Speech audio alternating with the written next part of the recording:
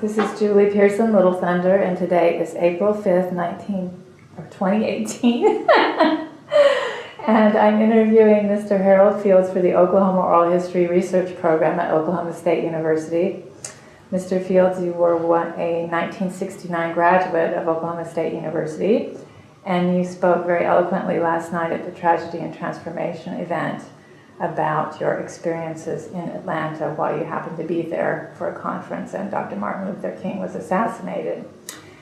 In this interview, I would like to learn a little bit more about your personal history, your education at OSU, the professional work you did afterwards, and your work in social and racial justice since that time. Thank you for talking with me. It's a pleasure to be here. Thanks for the invitation. Where were you born and where did you grow up? I was born in Tulsa, Oklahoma, and lived there up until the day I graduated and moved away from Oklahoma State. The area I grew up in was called the Greenwood area of Tulsa, segregated city.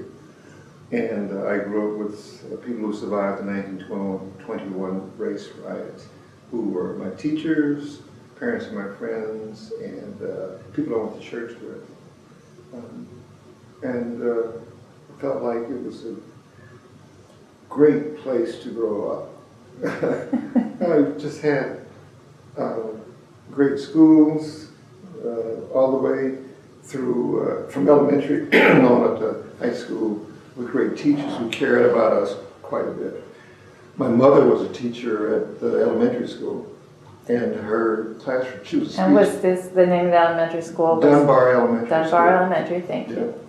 She was a speech teacher at the time that I was born, so I kind of grew up on the stage because her classroom had a big stage in it, which somewhat made me comfortable with being able to make presentations, do that kind of thing. I have a brother who's much younger, and when she came back from maternity leave, then she taught art, because one of her degrees was in art. So my brother picked up the artistic part of the family, but I thought I had it. I mean, watching Mom draw things and make things all the time, I thought I had it. When I came to Oklahoma State, I thought I wanted to be an architect. And I wasn't as artistic as I thought architects needed to be. Yes, you thought. So that's when I switched over to civil engineering after a semester or two. I said, I think I'm a little bit more technically inclined than artistically inclined. And so you had this creative environment in your home, and then your father was remarkable too in that he didn't have a lot of formal education, but he had his own plumbing business and a real force in your life. My dad was number 5 of 16 children, and he was sort of the hub of the family in many ways. People would come, when it was come to town, they'd spend time with him, with us. He helped get many of his brothers and sisters into business. Taught several of his brothers plumbing business. He converted front room of our house to be a beauty shop for one of his sisters to operate her beauty parlor. And he was, third grade was the only education he had, but he self-taught himself to get into the plumbing business and to grow it till there were a dozen men. And we had customers all over the city of Tulsa, black and white. And that was a good experience for me. Right. To be able to do that with him. And I will say, this may be of slight interest, but because he was one of 16 children, on that side of the family, I have 80 first cousins. Wow. And we were very close. And I maintained a spreadsheet that has hundreds and hundreds of names. I'm trying to collect all these names. And we've actually had a family reunion in Oklahoma City where 700 people showed up for it. So, very, very big family. And to be connected like that, that's just really amazing. Yes. Well, and I'm kind of wondering too, I mean, you're hanging around because you end up working engineering and systems, and you're hanging around your dad, and so you're kind of watching how parts are put together sometimes. I don't know if that played a role in your interest in engineering, but there's certainly an aspect of that and, you know, the way things work. Well, I certainly watched a number of the projects we had were building homes from the ground up. So you watch all those pieces come together. Yeah. A lot of the work was frozen pipes in the wintertime. And I think frozen pipes put me through college. But I wasn't interested in really taking over a family business. I was a bookworm, and in order to make my dad happy, one of the things I noticed was that he had some difficulty getting statements put together and collecting the bills. So once I learned to type, I volunteered to type up statements and then go out and collect the money and help make payroll. So that was something he was very happy to turn over to me, to let me just take care of that. And how old were you at that point? I was probably 16 because I was able to drive and get around town to do that. So I was 16 at that time. But that was my major contribution to the company, even though I did learn thread pipe and do deliveries and pick up supplies. But my contribution was to help him with the finances. That's really interesting. And, you know, not every 16-year-old would be confident enough probably to even do that. I'm sure. Well, his feeling was that people wouldn't turn me down when I went to collect the money. They'd say, "Oh, this is for you. We got to pay up." Isn't he cute? We got to pay up. You talked a bit about your involvement with the church, and also a bit about riding your bike through the halls of Langston. So, you know, like you said, really interested in books and education. What classes drew your interest when you were younger, before you get to high school? What kinds of classes are you interested in?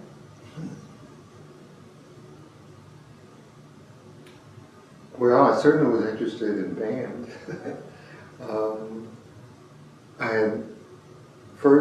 The first instrument I picked up, I had to play was the piano, because we had a piano at home, and one of Mom's good friends was a piano teacher, and I was learning from her. And then I learned to play the violin when I was in 6th grade. And then I moved to the clarinet in junior high. It was Carver Junior High at that time. I think it's called Carver Middle School now. Mm-hmm. It's junior high. And I thoroughly gravitated toward the musical things, but I'm still very much into academics as well. Mm-hmm. Did you like math quite a bit? I did. Math and science? Okay. I did. And I will tell you that I had such a great relationship with my high school math teacher that after graduation, he would drive out to New York and come visit me, and my kids called him Uncle Bob.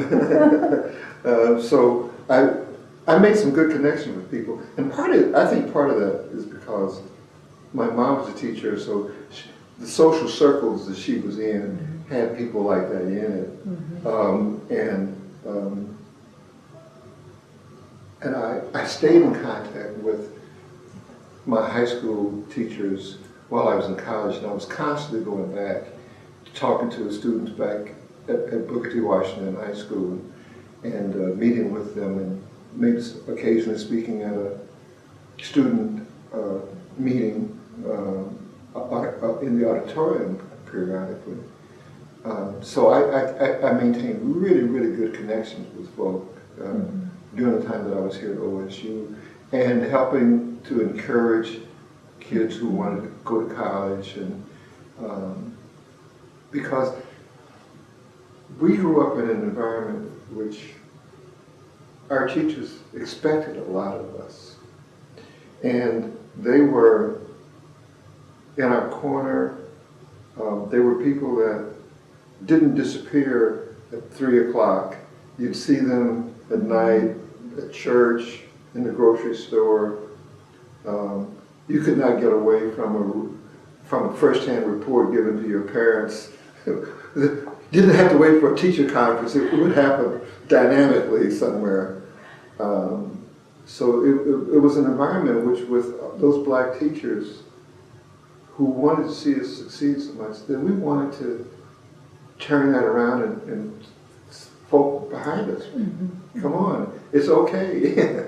and when I came to Oklahoma State, I was fortunate that I had a bunch of classmates who were here, mm-hmm. so I didn't feel isolated.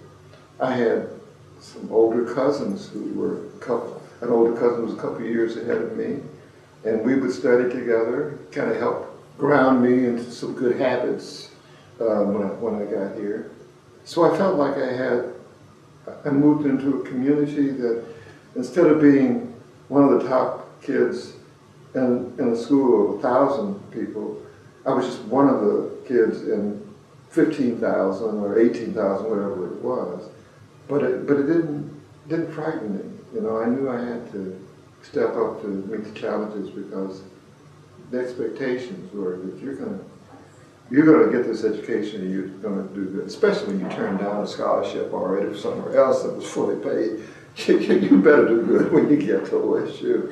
And I want to talk about that in a minute, but so that network, that extended, that network of caring kind of, and you were able to enjoy that here even on campus, because you had those connections. And as you mentioned, it's such a powerful example to come back to talk to students when you're still in college. Right.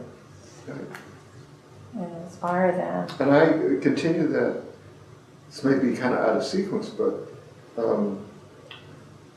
when I went, after 13 years at IBM, I went to work for Frontier Airlines. And I still stayed connected to the school. And we brought a black flight crew, black pilots, black flight attendants.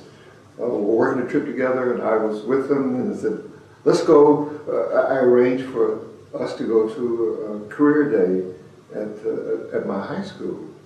And we did that at a couple of schools, one in Denver and one in Tulsa. So it was just really, I felt so connected to that group of people. Mm-hmm. Unlike, I didn't have that same connection with OSU. Mm-hmm. OSU was much more impersonal to me. Mm-hmm. But the people who I went to high school with, there were 300 in my graduating class, were like cousins. They were like the family, mm-hmm. and knowing their parents, and I'm constantly now, getting notices of the ones who are dying, parents, their brothers, sisters, parents, and it's almost like a family mm-hmm. thing still for me. So that had a lot to do with my identity, who I am. Well, I do want to have a chance to talk just briefly about the story that you shared last night, in case somebody who's listening to this interview didn't hear it. But you just mentioned that you had written the best essay for the Tulsa Library Contest. It was Tulsa Public Schools had a research. Public schools, research. Write an essay where you did some research about something. Okay. And I did the research on the design and constructions of airport terminals. And the reason that I went in that direction was my dad, one of the architects that Dad did some projects for, Mr. Bradley, knew of my interest in architecture, and I thought I wanted to be an architect. It's better than being a plumber crawling under buildings. You can't live without plumbers. If your sewer is stopped, you have to get out of your house. You cannot stay there, you know that. So we definitely need the plumbers and carpenters of the world. I'm very proud to have come from that. But I was, I asked Mr. Bradley if he could help me make contact with the guys who did that design. He did. And got some tours, had some interviews with them, got to see some behind the scenes. And wrote my essay, and it turned out to be the best essay. But that time, that was around 1963, perhaps, said we can't say a Negro boy has got the best essay, so we're gonna give you a full scholarship to the Spartan School of Aeronautics, but say that you won second prize.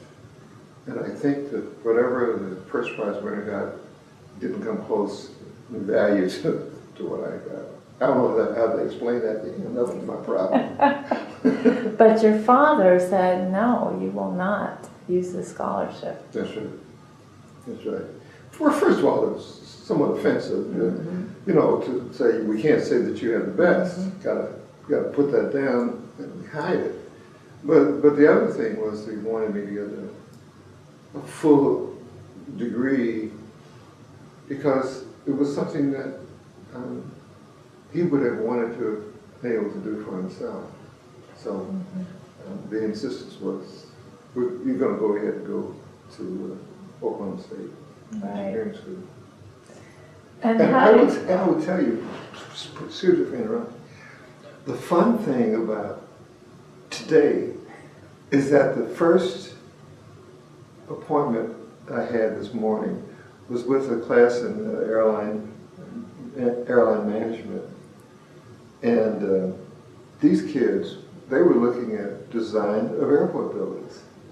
So you were innovative even, even back then. So I told them some stories about being project director of flight ops and engineering and maintenance at Frontier and being the chief designer of the United Apollo system. But then when they told me what this class was about, I said, "Oh, wait a minute! There's more." I will tell you. We had some good discussions, and it was energizing to be with young folk and to be able to share some of the real practical things that I've experienced and learned in an industry that they're studying. That was just fun. That is really neat. And how did you? Of course, you're dealing with these.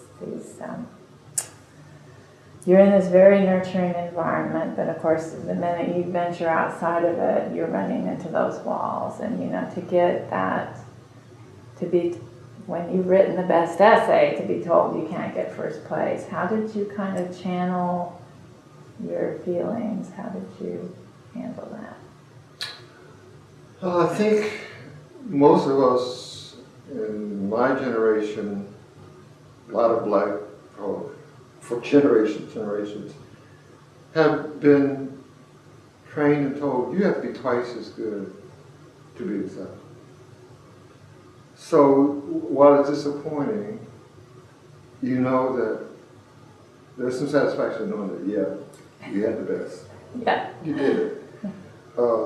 But you shouldn't have to be twice as good in order to prove anything.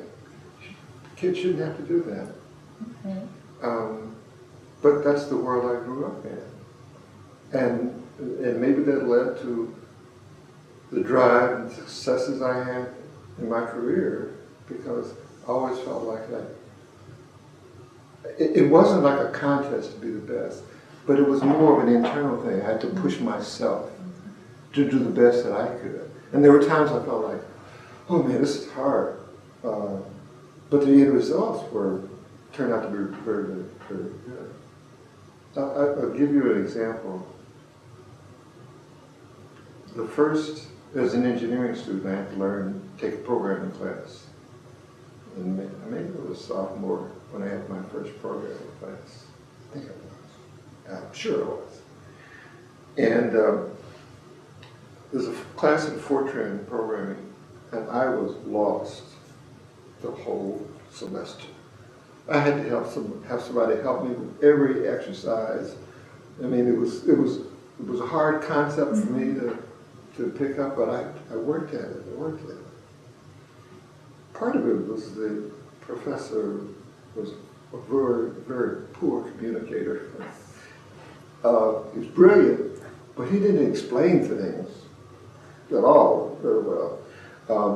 But summer before, I had worked as a summer intern for the Army Corps of Engineers downtown Tulsa. And I was working in the drafting department, working on designs for dams on the Arkansas River system. These were actually what they call as-built. The dams were already there, but then we had to change the drawings to represent what actually got put in place. And that summer was kind of backbreaking. It was, hovering over a drafting table. I think this is part of why I said, well, I don't think I want to be an architect. I got some experience hovering over the drafting table a long time that summer, but having just finished this course in Fortran and having trouble with it, when I went back to Corps of Engineers the next summer, my math teacher had put me in contact with the chief of the computer department there. And I asked for a transfer to work in the computer section. And they gave me something practical to do. And I rewrote a linear programming system that they had, that GE had sent out, and I rewrote it in Fortran. And then we started doing things with it, feeding data to it. And things just clicked, I had something real to do it with. Not something about, well, some recipe, what if you go baking a cake, or draw a diagram of what are the ingredients of baking a cake and stuff like that. But something really practical, things clicked. So when I went back to OSU the next year, I started writing programs to do my homework. I had these engineering things to do, and structures and things like that. And so sometimes I would, instead of just doing the homework, I would write a program to do it. Then I'd have to consider all the things. What if this happened? What does that happen? And I learned a lot of theory about, beyond just getting the right answer, about the variations and things. That was very enlightening to me. And I started volunteering with that professor. I said, can I be a lab instructor? Because I want to help some kids who were struggling like I was struggling. And because I watched my mom teach classes and teach Sunday school and do things like that, I know how to convey information to people. So occasionally I get to do the lectures. When he had BOA, he asked me to get ready for it, and I did a couple. So you're an undergrad. I'm an undergrad. Yes. Yeah. But and the other thing, I'll tell you this funny story. I had a statistics instructor who was a very challenging person to be in his class because he would pick, when he asked somebody a question, whoever he asked the question the first time would get every question for the whole hour. So you knew that if you got asked, okay, you're in the hot seat today. And this guy was a former Korean War POW interrogator. And that was the technique that he used to ask questions. So we were all just, biting our nails in fear. And I decided, I don't ever want to be in that hot seat. So I had a strategy. I went and volunteered to write programs for him for a research project that he was doing.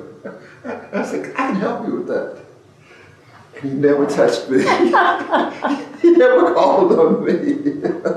So I learned very early a strategy of survival and I call it defensive programming, you know. Yes.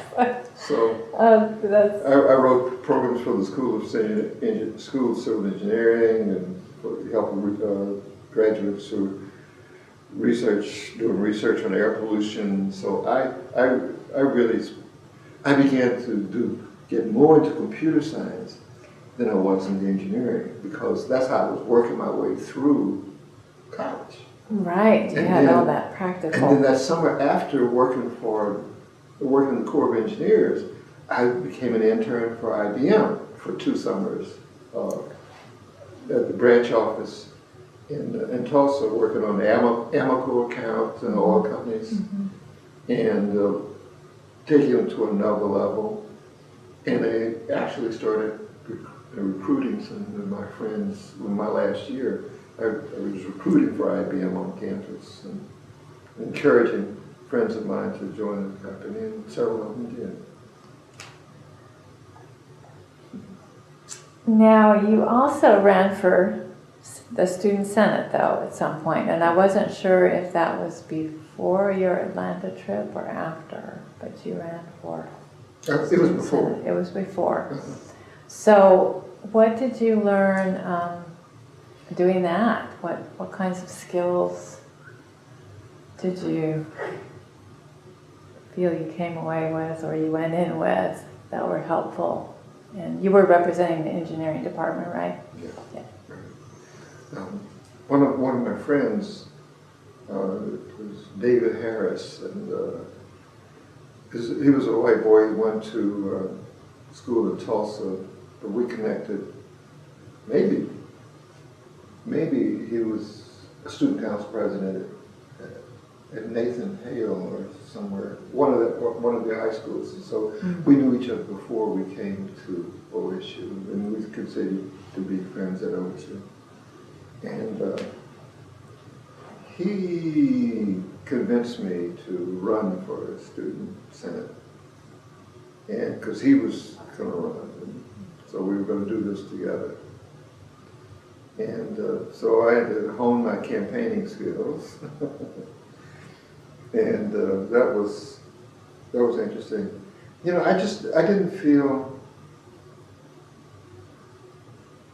like an outsider racially when I was here, because I was in the Air Force ROTC drill team. I was just doing my thing. Sometimes putting my head down and making things happen. But I don't know that I was doing this because I'd be the first African American. That was almost, wow, that was a byproduct. But the Stillwater newspaper covered it, and it sort of became a big deal with people that I did do this. But then it connected me to another level, strata of people. I did spend a lot of time in the president's residence after that, meeting with freshmen coming in and kind of connecting with, I think President Kahn was president at the time. But, you know, I generated some friendships out of that, and I don't recall any real big issues that we were deciding at the time. There's so much going on in my life. But the Senate was a good experience for me. It really was. And it was it seemed like a natural follow-up to being student council in high school and junior high. So. Okay, yeah, you were just, yeah. That was a familiar leadership role that you've been doing. Right. Do you know anything about the Race Relations Committee? I guess that was established in '65. Did you know anything about that? Or? I wasn't involved with that. Okay. Although I knew some, I talked to some friends who were involved in it, and was a sounding board for some things, but not enough to make comments about issues that they were dealing with. How about, were some of the other Booker T graduates, were they kind of involved with Black Heritage Week at OSU? And I don't know when that was started, actually. I'm not sure about a date. I can't remember us having a Black Heritage Week when I was here. Yeah, that might have preceded that. Yeah. And then Julian Bond. I was there for Julian. You were there for the visit? Yeah. Okay. Yeah. It was very inspiring to hear this young man from Georgia talk. Good-looking dude, and just seemed to be so knowledgeable worldly compared to what we're used to here. I will tell you that one of my friends in Denver is Whitney Young's daughter, Lauren Castillo. And they were next door neighbors to Julian Bond. And when Julian died a year or so ago, I was talking to Lauren, and she says, Julian taught me how to tie my shoes. I was a little kid, he was this teenager, and he helped me tie my shoes. Yeah. That's a neat story. So, so basically, you have a job when you graduate. You've been interning at IBM, and that's where you go, right? Full time. I made a mistake. One mistake that I made was that I didn't take interviews with different companies. I had a roommate, Johnny Jones, who was from Martinsville, white guy, and Johnny was in mechanical engineering, I believe, and he was interviewing all over the place, flying to these interviews, and I didn't do that because, I know what I'm going to do. I should have taken these interviews. I should have looked around. I should have enjoyed myself.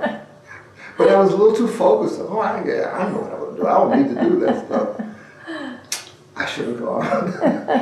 I may have had something that may have attracted my attention to get me to go in a different direction, but I should have been taking those interviews. And, it's nice to hear you say that really most of your experiences at OSU, you focused on your studies. Race is not an issue, except for when you move into the dorm. That was race was an issue over at University Heights Baptist Church, off the campus. Okay. It was. I'd like to hear about that. Because when I first got here, the miscegenation laws were still in force. And there were some deacons who made it very clear to me that I was not to mess with any of these little white girls. And they kind of monitored my movements too, to make sure that I didn't do that. For social life, especially after I got my car, I drove down to Langston, and because I had lots of classmates and friends down there, and had a girlfriend down there, so I'd run down to Langston. But I had met a young woman who was from Tulsa, and we both sang in the choir at the University Heights. You may have to edit this out, but she couldn't sing, but But at Baptist church, if you want to sing in the choir, you get to do that. And we were in the same youth group. And so Cindy and I just became good friends, and we'd go to movies or go out to eat after the Sunday night services, and just became really good friends. So she had a boyfriend, I had a girlfriend. We were kind of growing close to each other emotionally, but we knew that you can't do this. And so we did get married after I left OSU, but it was hell. Okay, so you didn't get any other job interviews and you end up working for IBM, and how did you land in Denver? I came to Denver a summer before I graduated from college, just to visit. And my mother's sorority had a national meeting here, and I was bringing two of her college sorority sisters, young sorority sisters, who were friends of mine, up here. And while they were in their meetings, I was out seeing the city, and one of Mom's friends who used to play piano at our church had moved here, and her husband worked for IBM, and he was showing me around. My thinking was, my reaction was, whoa, nobody told me about these mountains. This is great. I got to come back. Somehow, I got to find a way to get here. And when IBM wanted to make me a permanent offer to go to work for them, the offer was going to be for working in Tulsa, the branch office in Tulsa as a system engineer. And I asked around and said, how do you get a transfer to Colorado? And the answer I got back was, there's a long waiting list of people who want to come to Colorado, want to transfer. That if you don't hire into Colorado, it'll be a while before you get here. So I got my courage up and said to IBM, if you want me to work for you, it's Denver or nowhere. And a month later, I was here. So I guess I negotiated that. And I've told some students today that story. I always told them to remember, things can be negotiated. You don't have to take the first thing that's put on the table for you. You got to push for what you want. If you don't ask, you're not going to get it for sure if you don't ask for it. Right. But all they can say is no, and then you might just get what you want.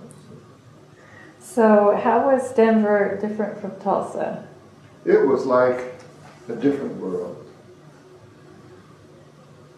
It was much more metropolitan, bigger city, all kinds of things to do. And then the challenge of just being out of college and then getting involved in the work world was just super invigorating for me. So it was very just right for a young man. And I'll tell you this, when I was a partner in Honey, when I first got there, Denver put me up in a hotel, which happened to be the Playboy Club. Oh. I think they had a good idea of how to make me feel like I want to be here. So my first night in Denver, January, I'm having dinner on the top level up in the club. It's snowing, and I don't get to see snow that's sparkly like that, that's falling over the city lights downtown out this window. But then there's these bunnies over here. Which way do I look? I get whiplash. Yeah, so Denver was a great place for me to go and to raise a family. Mm-hmm. And I'll tell you later about the neighborhood we chose to live in and why we chose that neighborhood when we get around to the multiracial families. Okay. Yeah. All right. Well, I read that you helped develop some of the following tools. Mm-hmm. Spreadsheet technology.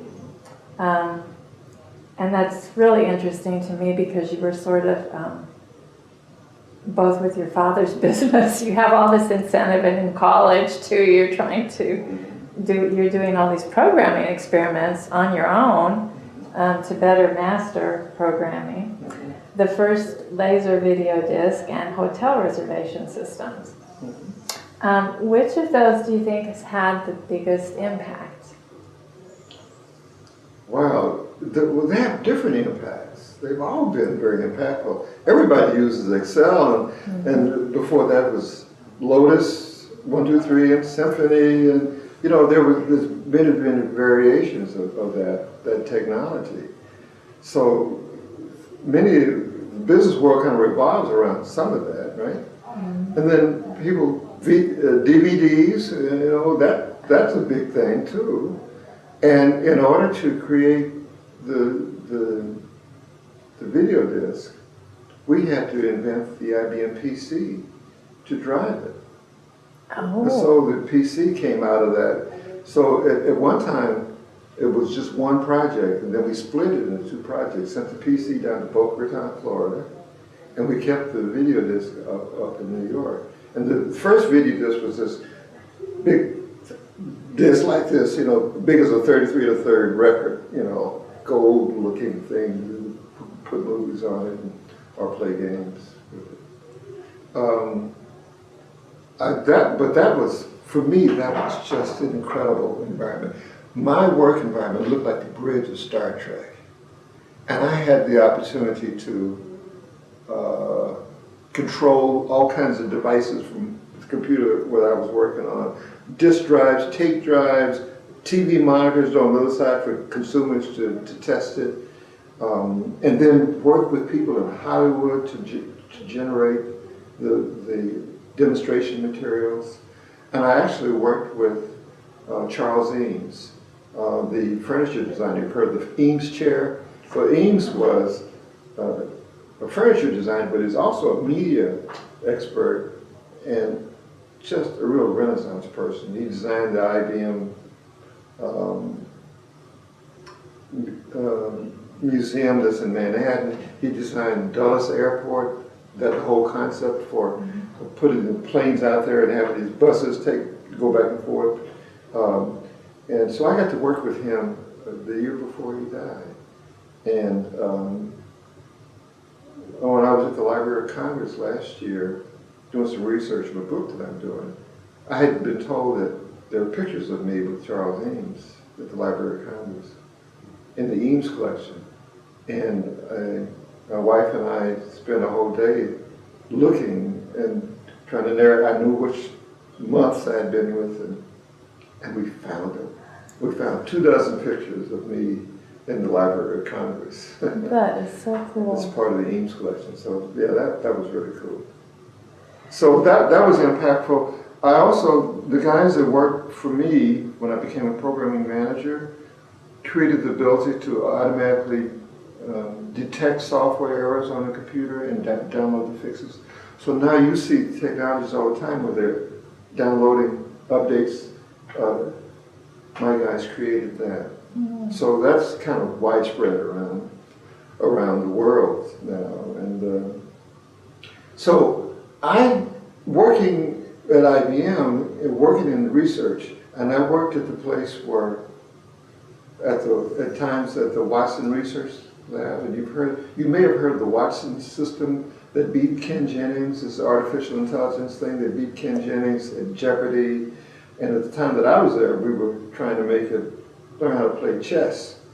But it's gone far beyond that now. And one of the things we learned during that was you have to be careful who you let these computers play, because it was a learning heuristic. And if you let it play a bad player, then it picks up bad habits. That's interesting. It makes total sense. Yes. So I'm just that environment of creating things that hadn't happened before translated into my life later on when I'm working in human systems and doing things, because I had the mindset we have to have an R&D arm of humanity. We have to do research and development, and if we're going to survive, if we're going to figure out what the right relationships need to be between people. So what I learned there, and what I learned as an engineer, I learned that I had to be an anthropologist as well, working in different companies and figuring out who makes decisions and who does what really works, what doesn't work. Those things just are coming into play with some of the work I'm doing on racial reconciliation and healing right now.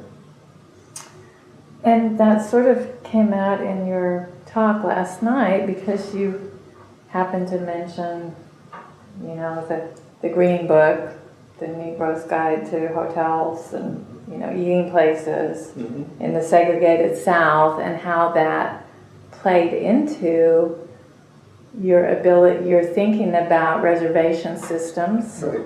Right. And just making the great point that, you know, you need people with these varied experiences. Thank God, you know, that experience isn't condoned by law anymore, but you know, you need people with those diverse experiences who can offer different perspectives. That's right. On problems. Another way of looking at it is we should have, it's everybody benefits if women help design how cars operate and what's available inside of the car. Place to put your purse, place for your ponytail to be, it won't take away from the guy, you know, but it sure helps not to have you doing this all the time.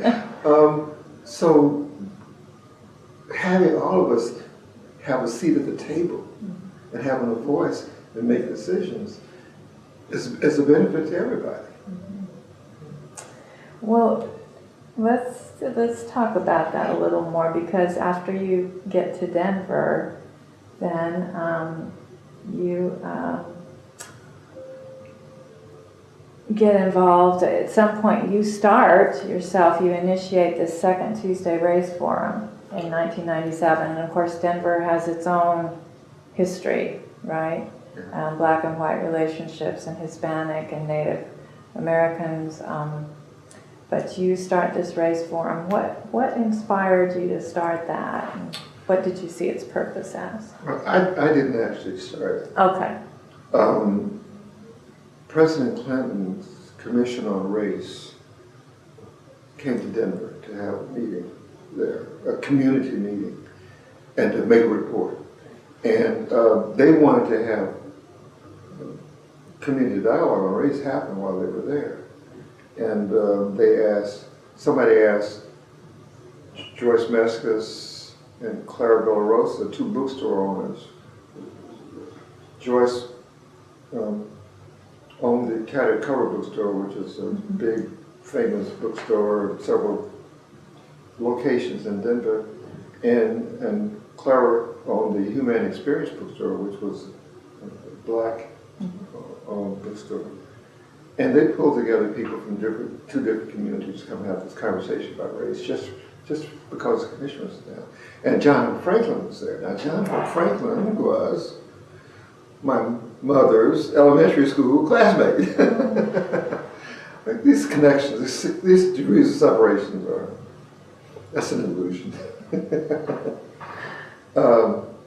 But I wasn't at that meeting. But when they had it, nobody wanted to stop talking. They wanted to continue the conversation. So they started having those conversations initially at the Human Bookstore. And I got wind of it a few months later, and I started attending. And the owner of the bookstore was facilitating those conversations. And then she decided that she was going to sell the bookstore and move to Harlem. She opened another bookstore called the Human in Harlem.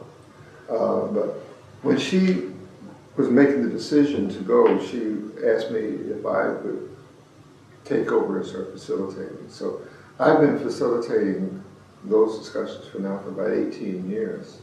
And we've had continuous conversations. And the whole concept is based on building trust. Not just a one-time conversation. You really can't deal with this one-time kind of thing. But to build trust, to build vocabulary, to learn to make connections between what's happened in history and what's going on today. And we've had hundreds and hundreds of people come through. It's an intergenerational thing. And I did it for 17 years by myself facilitating it, and it was just getting out of hand. Success was killing me. Right. But I had already started to spawn other groups to kind of reduce the size, and starting groups geographically or with a particular affinity, interest.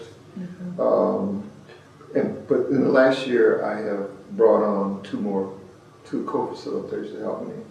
A young man who's active in Black Lives Matter, and then a woman who is professor of women's and African American studies at the University of Colorado. So I got help. Thank God.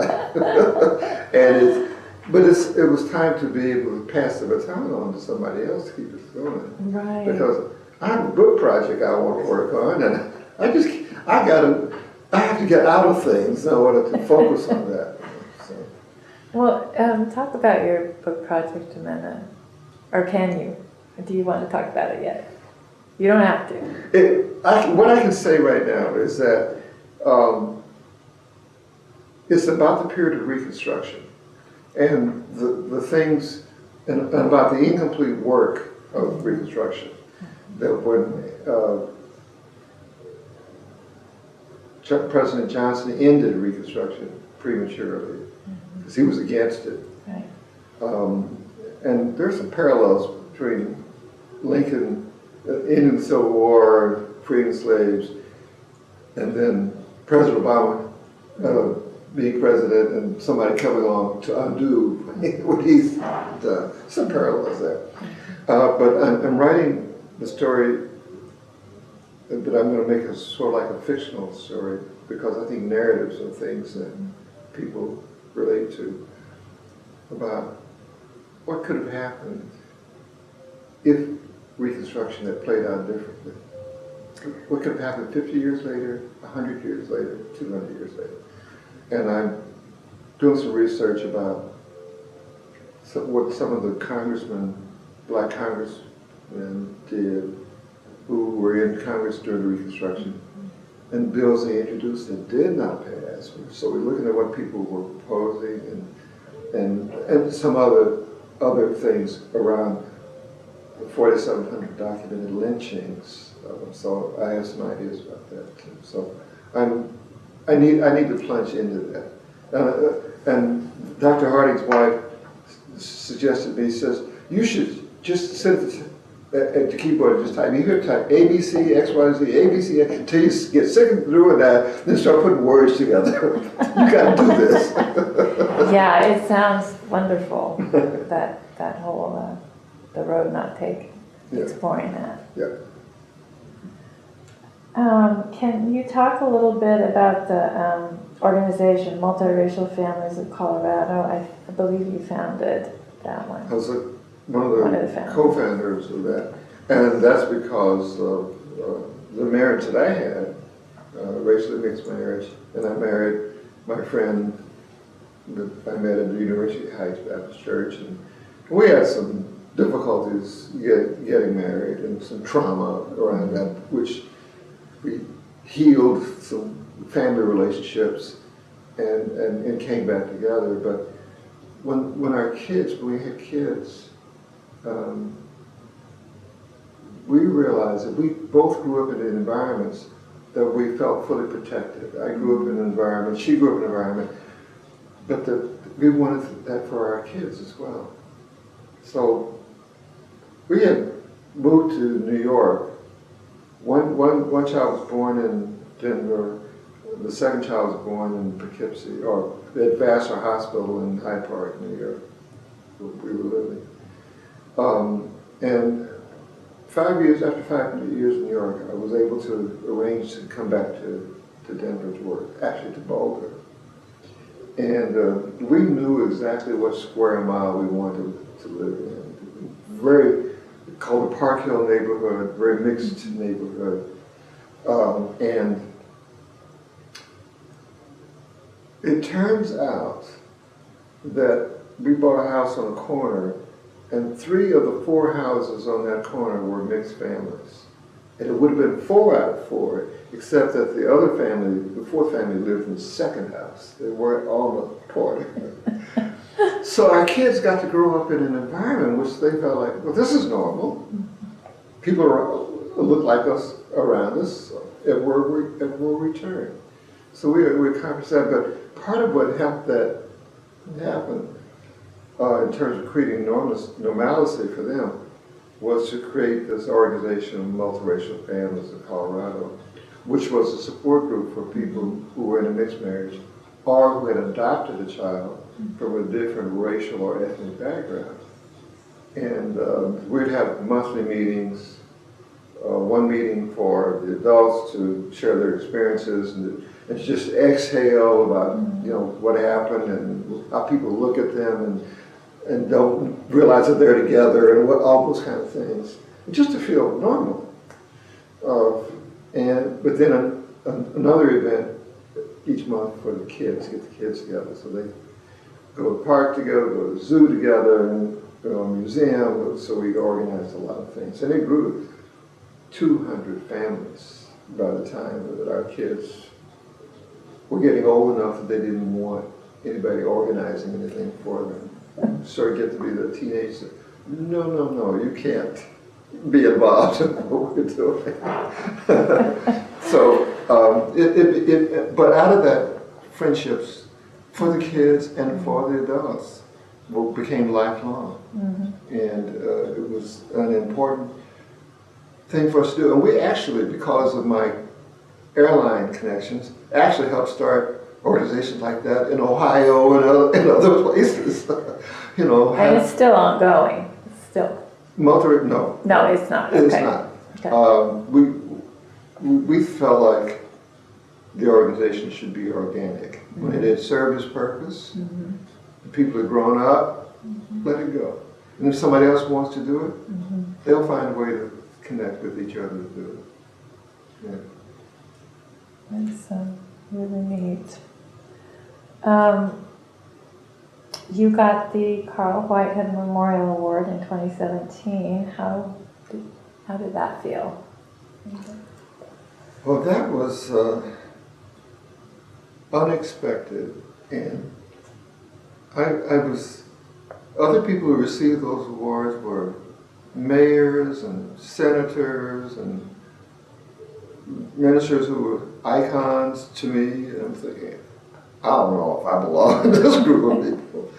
But they felt like I did, and so that was quite an honor. It was kind of a big deal, and but very humbling to me to receive that kind of recognition. But it was for so many of the things that I've been devoted to. I've been on restorative justice boards. I'm working with the Demurrer Foundation on the board of directors there currently. It's my second term there. And can you tell us what the Demurrer Foundation does? The Demurrer Foundation is a community foundation, and it is one where many people put money in and many people receive money out. It's not a one-to-one kind of thing in which a business gives out its money or a family gives out its money, but people invest in it, and many of them get to have their donor organized funds for which they're going to say, this is how I want things to go. But we also have a fund for Denver. A percentage of those funds goes into a common fund for which we work with homelessness, veterans issues, hospitals, equity, racial equity efforts, and we have about over $750 million to work with. I love spending other people's money. I'm on the executive committee, and I get to approve the things that are over $100,000. I mean, but you become aware of what's going on and how people are opening up and having ideas, new ideas, and we're doing impact investment, social bonding, impact investing, and and giving people opportunities to make money by investing in things that will make a difference socially and to the whole community. And so that is sort of the pinnacle of organizations that I have worked on boards for. I was also on the board of directors for the iNews Network. This was an investigative journalism organization that did a lot of research about things. And at times they did investigative journalism that helped exonerate some prisoners, and looking into racial equity issues. And we were working to merge them with the Rocky Mountain Public Broadcasting, PBS station. So now that's a part of that. And at the same time, we merged in the jazz station. So then we got this thing, and I got to sign those merger papers. That was fun to make that happen. So yeah, I've just begun to network with a lot of people in Denver and also around the country because of things we've been doing with the Thomas Jefferson family, Sally Hemings family, and others. Organization called Coming to the Table, and having an impact on how slavery is interpreted at different historical sites, and just doing a lot of interesting work around the country that represents somewhat of a different model of how people come together and heal. Right. Just to pick up on the Coming to the Table, were you doing some of that before the documentary Traces of the Trade, Stories from the Deep North, before that happened, or was that as a result partly of? Traces of the Trade came first. Okay. And you had a role in... And I had a role in Traces of the Trade. Traces of the Trade, a story from the Deep North. Because we all know what the Deep South is like, but the Deep North had its secrets too. And it's a story about the descendants of the DeWolf family. James DeWolf, during the time of Jefferson, was the second richest man in America. He was a U.S. Senator, had board ships in the U.S. Navy. And what their family did was to make rum and then ship the rum to Ghana to trade for captured Africans, bring them to their plantations in Cuba and trade them there for sugar and molasses to come back, make more rum, keep that triangle trade going. And this family moved more Africans to the Americas than any other family in America. And they're from Rhode Island. They were Northerners. They were, and in the documentary, we take 10 of their descendants on this journey to Ghana, Cuba, and back, so they can see where their wealth came from and what they owe to Black America. What should they do about this? And it's sort of a history lesson in some ways, because people don't know that many people have no idea that the economy of New England was based on the slave trade. You're either making the ships, making the rum, you were insuring, the banks were insuring the trips and the property that you were bringing back, making the ropes. I mean, it was almost like being in Poughkeepsie, New York, or IBM. Everything you do is for IBM. That's where I was. So it was quite an adventure. I was in the movie, but I became the national training director for the film to help arrange screenings, to help write user guides for discussions and things like that, and to be present to conduct discussions after screening. Two of the DeWolf family members lived in Denver, are friends of mine. That's how I got involved. And one of them, Holly, we still screen the movie together. I did anti-racism training with the family to help them deal with what they were experiencing, what they were learning. But we premiered this documentary on Martin Luther King Day in 2008.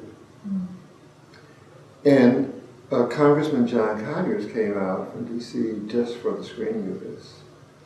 And he was on a panel that we had.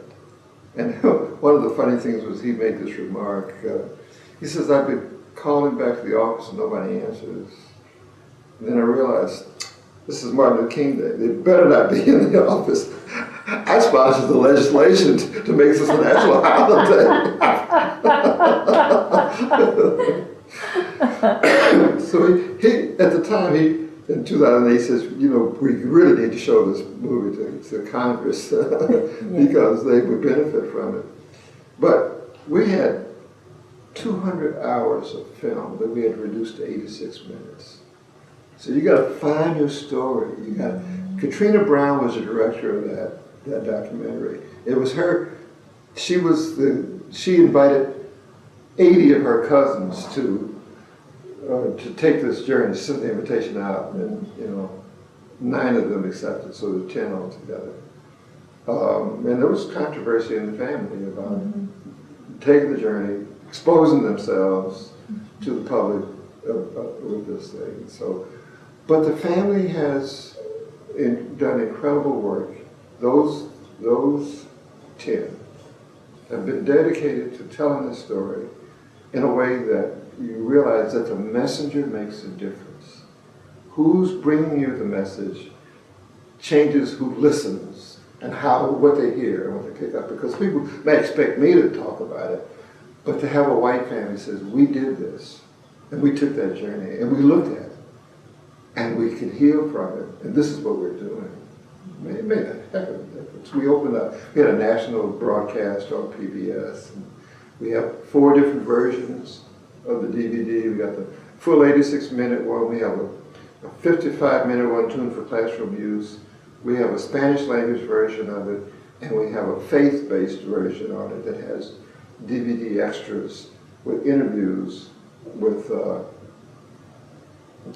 heads of different denominations about their denomination's role in slavery.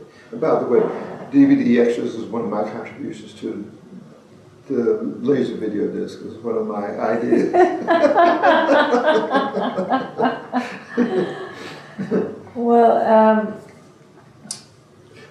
Well, I guess, and can I say that? Yes. Because of Trace is being screened and have this national broadcast, I'll tell you something about that. It was on a show called Point of View, POV. And on a regular basis, they show documentaries. And normally after a documentary is screened, they get maybe 12, 15 online comments. Within 24 hours after ours, we had 900 comments because it struck a nerve with America, something that needs to be talked about. And this is where that messenger makes a difference, It got the attention of a lot of people. And there were some naysayers who were saying, oh, they just, it's just playing on guilt and stuff like that. But there are other people who resonated with, I may have been involved, my family may have been involved. And that's what got us to coming to the table. We were part of the inaugural group that met at Eastern Mennonite University in Harrisonburg, Virginia, a year or so after that.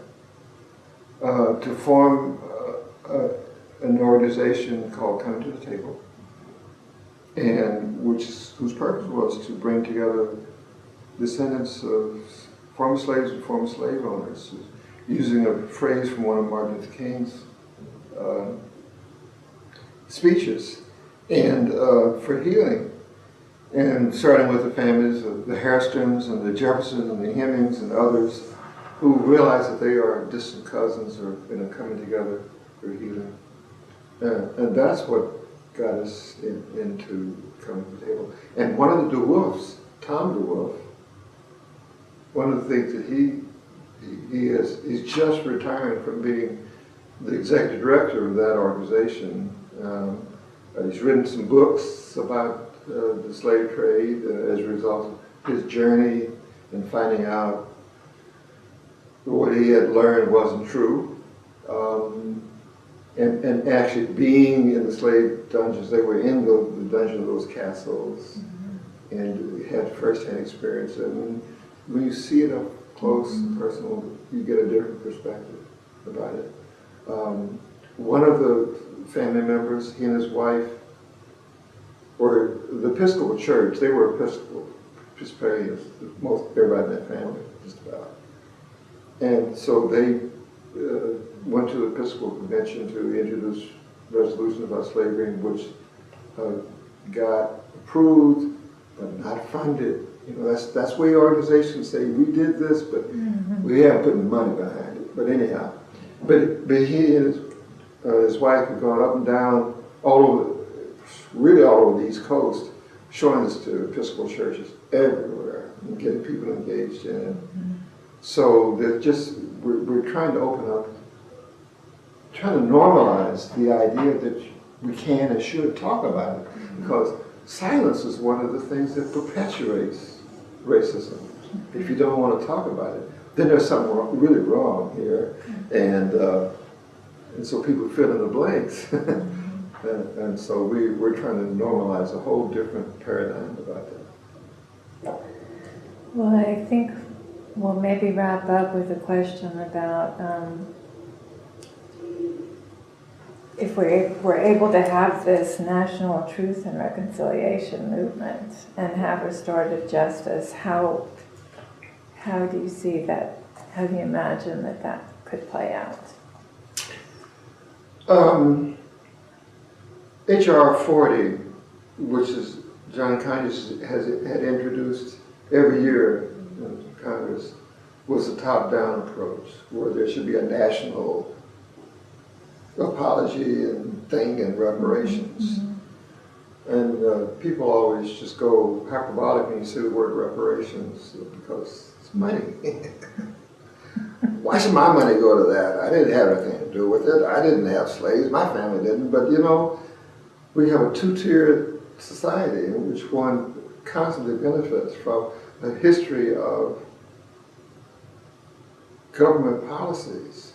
Took away from one group of people, literally took things away from one group of people and gave to somebody else. Now that is hidden history that people don't want to talk about, because it's a form of theft. It's either theft of property, theft of land, theft of opportunity that this country was built upon. Well, that's kind of going nowhere. And the lawsuit that survivors of the 21 race riot in Tulsa put out, Alexander v. Oklahoma, and Alexander being the father of my good friend. Supreme Court said statute of limitations has expired. Well, you know, I was thought that statute of limitations never expired on murder and those kind of things. But for those survivors, they said it expired. So the Supreme Court of the United States has sent the message that there would be no legal recourse for this. So we think that truth and reconciliation won't work here like that they attempted to do it in South Africa. This is a different culture. And Americans are so individualistic in their approach that they don't understand the concept of community. And we're being pushed away from that in lots of ways that are very harmful to humanity. But so this approach is one that's kind of a bottom up, where we try to connect people and make people aware of what healing kinds of things are going on in this community and that community. And one of the things about telling stories is that you usually find out you're not alone, you know? People, when they hear stories, say, oh, I'm so glad somebody said that. I'm not by myself. But you can get ideas, you can build momentum, and we think the momentum can be built should be built from the ground up. Now, doesn't mean you shouldn't try to do things legislatively, policy-wise. Those efforts should always continue. But we have to take some hearts and minds. We have to try things out. I think I mentioned being interested in research and development, R&D, arm of humanity. We have to try some things with humanity. And one of the things I'm so interested in is consciousness. What creates a tipping point in consciousness? Where an idea, its time has come and then it's just suddenly flows out. I'll give you one example. I was, when I was going to IBM graduate school in Midtown Manhattan, I'd been invited to attend. It's called System Research Institute, SRI. One of the things that I wanted to do while I was out in New York was to do a photo essay about New York. And so I spent several weeks on the streets of New York taking pictures of things. But I had a focus. My focus was second story shops. Things that are just right above eye level that you don't notice. And so my project, I called it 20 feet above New York. And it was a 4 simultaneous slide projector show that lasts for 30 minutes that shows different things that are just right up there. But I couldn't resist. I rented a helicopter and I did aerial photography and did night photography, time in Central Park. I made it this grand thing. And I was working, right after that, I was working on the laser video disc, you know, and one of the things I wanted to have happen was to create a video where you could drive down Fifth Avenue and see all the shops on Fifth Avenue. And if you turn on 48th Street, you can see what's on 48th Street. And we figured out that to get the rights to photography, photographs, all that, would be enormous for big cities. So they tried that with almost small town. And one of the first commercial applications that came out commercially for the laser video disc was something called Touring Aspen. They did it for Aspen, Colorado, where you could drive around and see that. You know how you know what that is today? That's Google Earth. All right? Right. Now, I am not claiming that I created Google Earth at all, but it was something going on that idea was coming to a point where it was ready, it was trying to get born somehow, and somebody did that. When I was working in New York, I was living up in Hyde Park, Poughkeepsie, working in White Plains while I was working on laser video discs. Commuted 150 miles a day. I had 3 hours on the road, right? I had a lot of time to think about stuff. And I had a lot of time to think about how can I have a computer help me do this so I don't have to do all this by myself, all this driving. So I spent time at the Watson Research Library and did some research, and I wrote a white paper called The Backseat Driver. It was about how can we use computers and put things in the roads and signs and to help it control driving so you could just kind of sit back and relax. And I went through a couple of levels of management with IBM, and they said, this is a good idea, but we're going to turn it over to Detroit. We're going to let them take the ball from here. But then a few years later, I started seeing onboard the screens, GPS kinds of things. I said, whoa, I pulled out my old copy. That looks an awful lot like my white paper.